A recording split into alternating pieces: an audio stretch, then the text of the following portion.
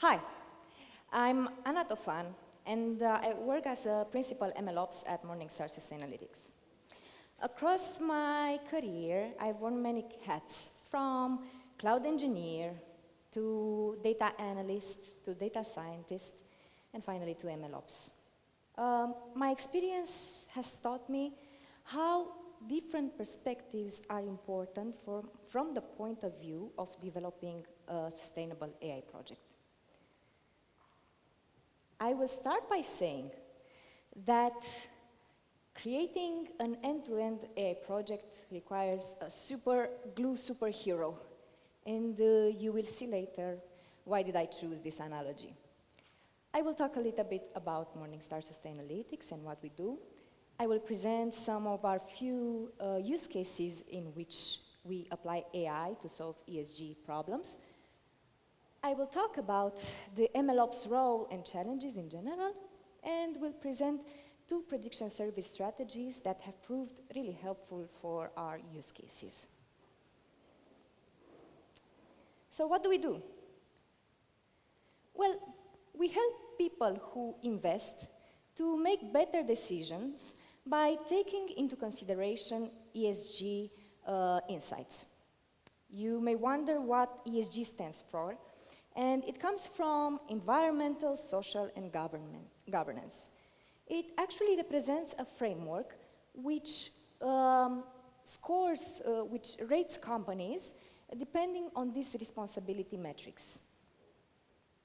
We work with asset managers, with asset owners, pension funds, banks, and corporates to help them make their investment decisions.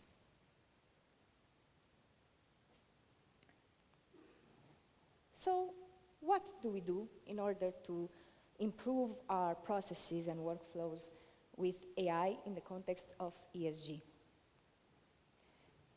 Well, we can start by asking some questions and see how AI can come up with an answer for these problems. For example, we have a framework that contains many tick boxes, and analysts look through different sources regarding the companies we are analyzing and decide if a company checks some tick boxes regarding carbon disclosure or diversity policies. So we can use NLP models so that we can see if a checkbox is ticked, a tick box is checked actually, based on relevant information.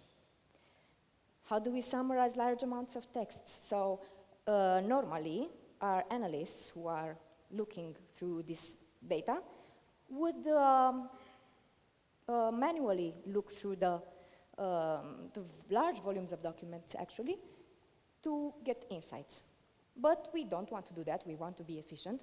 So AI can respond to this problem by using abstractive summarization models or extractive summarization models. Next, we can learn from what happened in the past to predict the future, right? So this is another use case for AI in the ESG context. And we can also improve the research flow. So we have lots of sources, and if we can find a way to distill the data from those sources so that they can be directly used by both our analysts and our clients, that would be great. Before going into details, I think it's really important for me to share a bit with you about how the data flows through our pipelines, because this reveals our processes. So we gather data from multiple sources and automatically ingest it, for example, using crawlers, and we store it. Depending on the form the data takes, we can store it in S3 buckets, for example, or in relational databases or a data lake. Then we have to make use of it. So we use the ETL pipelines to structure our data in such a way that it can be used by our AI models. Depending on the problem we are trying to solve, we use a large palette of models, from classic deep neural networks to LLMs to graph neural networks and stuff like that. Then we want to get our things into production. If something works, we want it to be used by as many people as possible. So we deploy the POC, and make the POC a product. And here are a few technologies that are implied. For example, serverless functions, AWS Lambda, Docker, CI/CD, Kubernetes, and so on. One of our use cases, it's LLM reasoning with RAG. This is a classical approach of RAG. RAG comes from Retrieval Augmented Generator. What we do here, remember I told you we have large volumes of different sources, and we want to see if we can find an answer very fast using those sources without having to scan them manually. So we use this model for this. What we do, we take all those sources and we convert text into numbers by using an embedding model. And we store those numbers in a vector database. Then we come up with a question. And that question is also embedded using the same algorithm as before. And that question is compared to the sources that we have, so that we can extract a context. And the story doesn't end here. So we take this context and we paste it to a prompt, which also contains some defined rules on how we want an LLM to respond, and we pass everything to a large language model, which finally generates an answer in a way that we expected. Another use case, again, large amounts of text. And we want to see, as I told you earlier, how companies that we are looking at check some specific tick boxes related to ESG. And we also use our models to extract that information and say, yes, this tick box is checked. But not only that, we also return the citation based on which the decision has been made in order to increase explainability, which is really important. So our analysts are also involved in this because they can look at the citations based on which the model took a decision and to come up with feedback. Another one. It looks simple, but it's really important. It actually lays at the beginning of our data pipeline because there are lots of documents that come into our systems, and we want to make sure that we classify them correctly so that we can pass them to our pipelines the way we need. And we use a multi-label classifier for this. Last but not least, this has been a point of focus for me lately. How do we extract data points from unstructured PDFs so that we can make use of those data points for other models, for example, or to give them to our analysts to look at them? We also use models for that, first of all to detect and then to extract the relevant data points from unstructured tables found in PDFs. Now the why. So, okay, we are doing everything I told you about, but why would you need an MLOps? That's why I'm here, to answer this question, right? Well, you see, when people think about AI, they actually think about models, which are the actual core of an AI project. But the big picture looks more like this.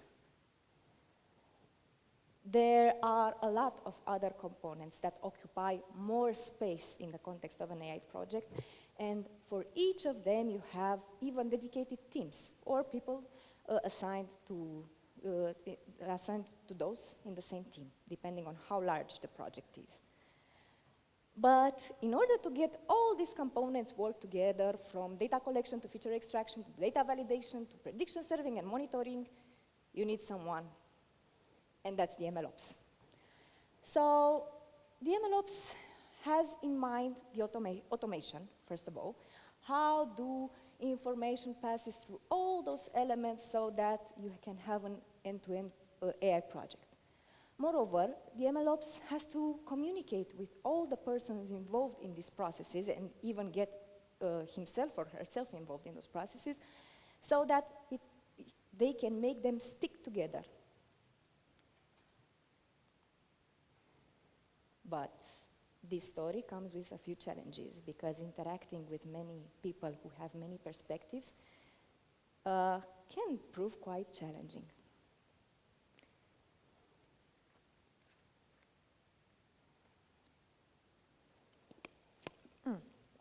So, on one hand, you have the AI researcher who takes care of the models themselves. And the AI researcher's approach is experimental, as it should be. You want to find the best solution for your problem. Your timeline may be undefined because you have to take time to experiment. Your main success metric is the model performance, and the tolerance to risk is relatively high, I would say, at the POC level, proof of concept level, because if something goes wrong, you can go back and retrain your model or even choose another one that fits your data better. On the other hand, from a production-oriented point of view, you want to create a product that works flawlessly from all points of view, not only minimizing a loss function, but also you want to have good response time, security, scalability, and optimize costs. And the risk is lower because in the end your product interacts with your users or even your clients. If any of this perspective has a higher weight, that's not good. A few things can happen. So let's imagine that we put more weight on the researcher's success metrics, which is model performance. What happens then is that you can either delay your release times very much because there is always something to improve in your model, and a researcher will be tempted to spend a few more days to get 1% higher accuracy. And another thing that can happen is that you can get great models in time, perfect, but those models may not be suitable for your product. They may not be scalable, or they may have very large inference times, and that may not work for your final product. On the other hand, if you focus a lot on the production-oriented side, you can get, how do I put it, very bad models, which don't address bias enough, and you may be rushed to deliver something and skip the validation part, which is dangerous. So we have to find a way to reconcile these both perspectives, and I think sitting between these two pieces of the puzzle, MLOps has to mitigate between these more than other actors. There are also other challenges, such as tool overload. That was one that overwhelmed me at the beginning of my journey,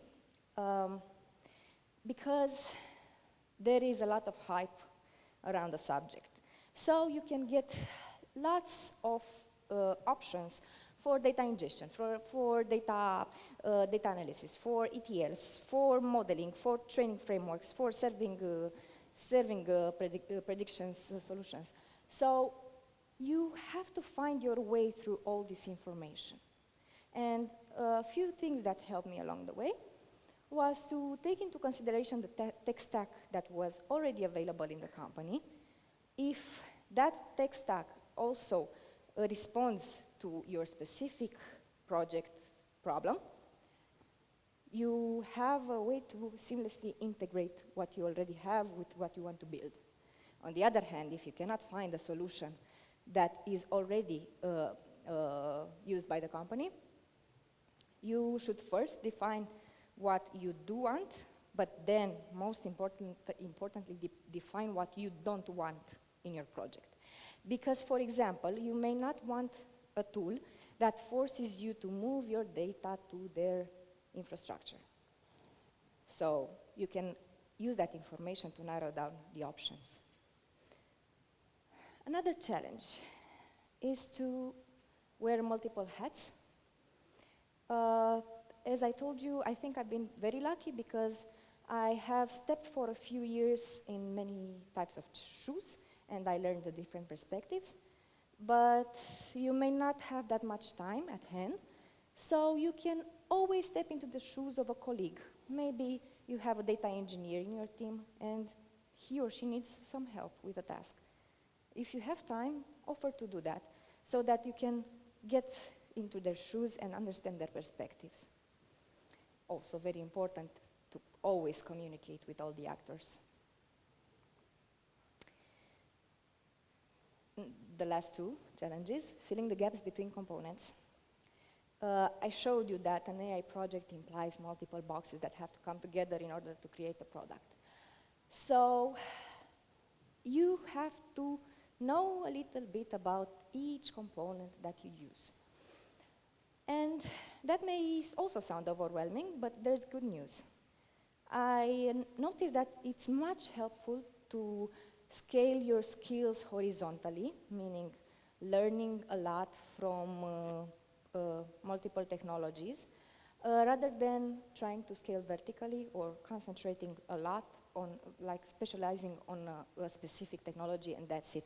That won't help you because you have to juggle with lots of tools. Last but not least, staying flexible by being the person who creates the bond between all the elements and automates all the processes. You are the go-to person to come with that people come for changes. Stay open, but also be able to say no when some requests are made, because they can easily multiply and may affect other components down the pipeline. Now, that's where it gets serious. So how do we serve predictions? This is the part on which I chose to focus today. We had two prediction service strategies that have proved to be very helpful for us, for our projects. I will roll up my sleeves and talk about them, but first, let's take a deep breath, because we need it. Let's inhale, and let's say together, but I know you are not going to read that wall of text with me, so I'm going to say it for you. Scaling research proofs of concept to production environments presents unique challenges that differ from traditional software development due to factors such as the impact of data on model performance and specialized requirements for testing and validation. That was a lie. I know. I don't want to repeat that, but I think the most important thing that I wanted to emphasize here is that you may think that you are scaling your project to be a product that interfaces with the client. But there's a trick here. By scaling your research proof of concept to production, you actually get one step closer to a good validation framework. Because when you can scale your prediction serving mechanism, then you can give as many samples as you want in order to validate them and get better models or train accordingly. So scaling research proof of concepts to production, it's really helpful for the development team too. There are two ways of serving predictions in theory, and they are real-time and batch. And I will explain them by using a coffee analogy.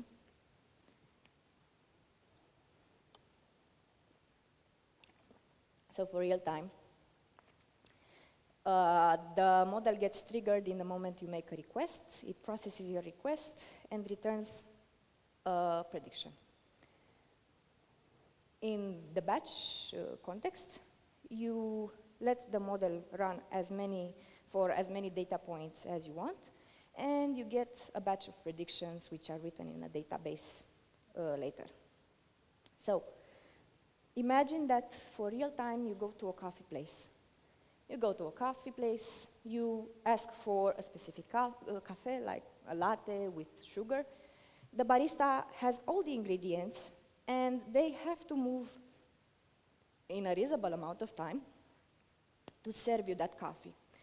It may take 5 to 10 minutes, you know that, but if goes longer than that, like half an hour and an hour, you will be unsatisfied because even though the barista prepares the coffee on the spot, you expect them to deliver it to you in a reasonable amount of time. On the other hand, by thinking at the batch predictions, do you remember those old coffee filters that you or your parents had 10, 20 years ago that had like a filter in a tank full of water, and then they were dropping coffee for almost 1 hour, like ages for me at least, and then you got a full tank of coffee, but you could take your coffee and leave. So imagine you are you are programming your coffee machine, like the coffee filter, to run 2 hours before you wake up. So you can do that. You have the luxury of time because you're sleeping, you have no problem. But in the meantime, the coffee machine works and you get a full tank of coffee. For me, the greatest paradox between those two is that you would say that the real time, given the name also, is the fastest way to actually deliver predictions. But actually, the batch one is more efficient for prediction extraction because, as I mentioned earlier, the data, the predictions are already stored in a database and you only have to retrieve that information and do whatever you want with it. So how do we serve predictions? I would like to also emphasize that not only people are using predictions, like, I don't know, I'm going to a website and I want to get a recommendation. In our use case, our systems are actually using the predictions and consuming them. And our systems may be written in Node. And our model training and model serving code is written in Python. So you want to find a language agnostic way of passing predictions through your services. And that's how the APIs come into place. Also, they offer seamless integration. They work over HTTPs. If something fails, you hopefully know why, if you handle errors correctly. And you get status codes that can further guide you through your debugging process. Last but not least, but this is my favorite, APIs force the people who create the model or the prediction serving code to sit at the same table with people who are consuming the predictions and decide on input, output, expected running times, and so on.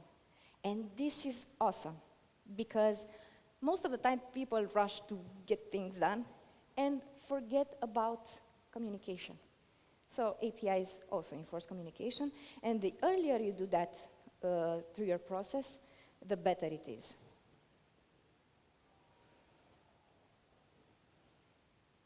First prediction serving strategy, serverless. And here I wanted to point out that the keyword is stateless. And what do I mean by that? So imagine Lambda functions in AWS. You make a request, the Lambda function is triggered, and it loads the code that you want it to run. It runs it, and then it destroys itself alongside its context.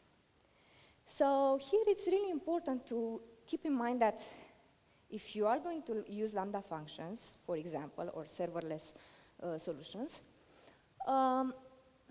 keep in mind that you might lose your model or your data if you don't store it externally. And also it takes time for it to load the context each time you make a request. So this approach is really suitable for irregular demand, for a period in which we may want to evaluate your model, but you don't have consumers that are constantly querying the API. And another important thing, your models should not require GPU at inference time, because right now it's not available on Lambda. The advantages for is it's auto-scaling. Lambda functions are mostly taking care of themselves. Whenever you make a request, one starts. They are cheaper and efficient if used for the right reasons, meaning irregular demand, and can simulate a load balancing behavior without the need of configuration because they are scaling horizontally. You have as many Lambda functions as requests. But there are challenges too.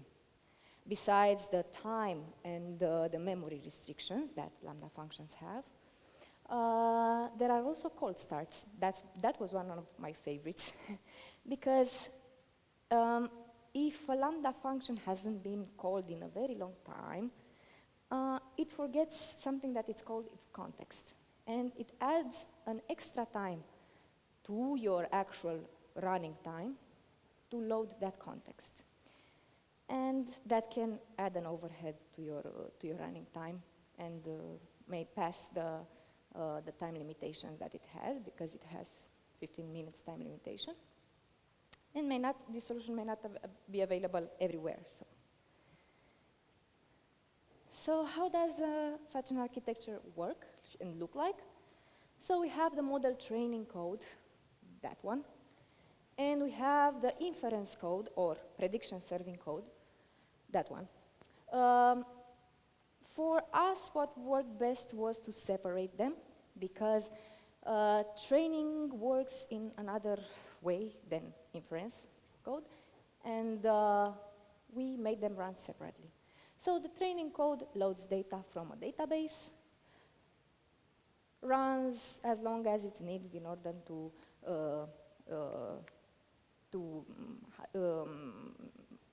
tune the model.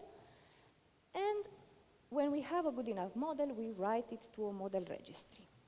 Disclaimer, I use these technologies as an example, but as I told you, there are lots of flavors and lots of solutions, but for simplicity's sake, I chose these services.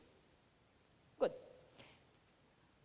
Then, the inference code loads the model, which is actually a snapshot of a snapshot of the state of the model that was the best performing, and runs the inference code.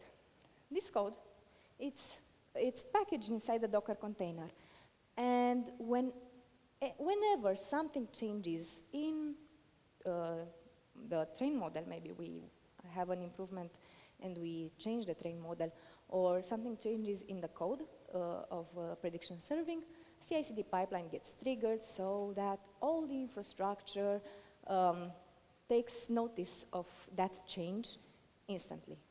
So the CI/CD pipeline takes the prediction serving code, it builds the Docker container, it pushes the Docker container to public inside the company registry, ECR in this case, and notifies the Lambda function to point to the latest ECR image. Then, the process looks like this. So, a user makes a request to the API gateway. The API gateway validates if the user has access to pass through it by using an authorizer function. If the user has the access, then it invokes the Lambda function, which is running our prediction serving code. The Lambda function runs for a few minutes, or seconds preferably, and writes logs to CloudWatch for further investigation. Then it returns the response to our user. And that's it. That's it for the serverless part.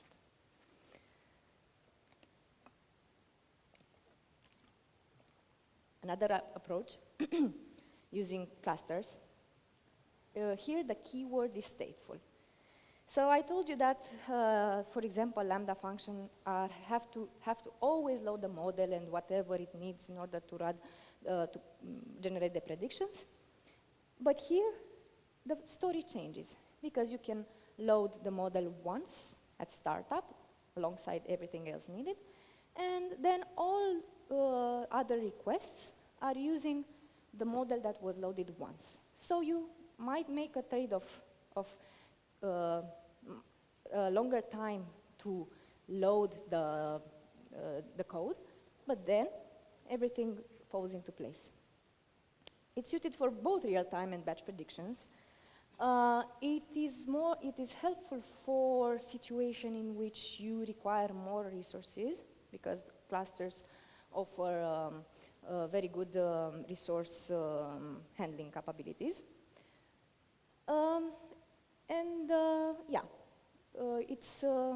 It also facilitates fast communication between multiple components. So the advantages here is scalability in terms of resources, fault tolerance, pods can self-heal, and efficiently shared resources across the cluster. But there are also challenges. You might need more time for DevOps team to actually configure this. You have to have know-how in the team for that. And you have to make sure that also the resources are managed as efficiently as possible. How the architecture looks like? Looks a lot like the other one, but there are a few key differences. We have again our training code that loads the data from the database, writes the model to the registry, and then we have an API endpoint at the level of the prediction serving code, which is also packaged inside the Docker container.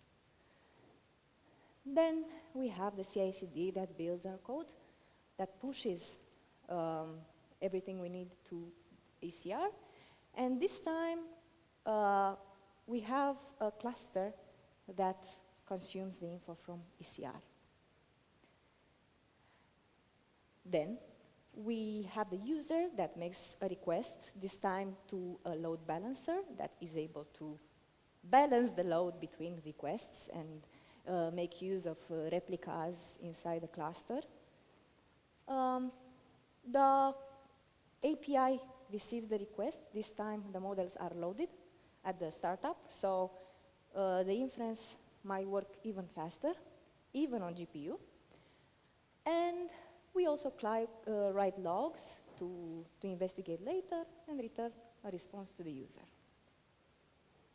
So we have these two strategies. We did everything right. Everything is scalable, cost efficient, secure, and stuff like that. So we can say we are done, right? And green, exactly. No, we are not done. So there are a few challenges that come after the deployment. Your work doesn't stop there. First is driving adoption. People may be reluctant to use your products. And they are right, because they want to have to trust those products on one hand. And on the other hand, they may be resistant to the idea of somebody automating their jobs.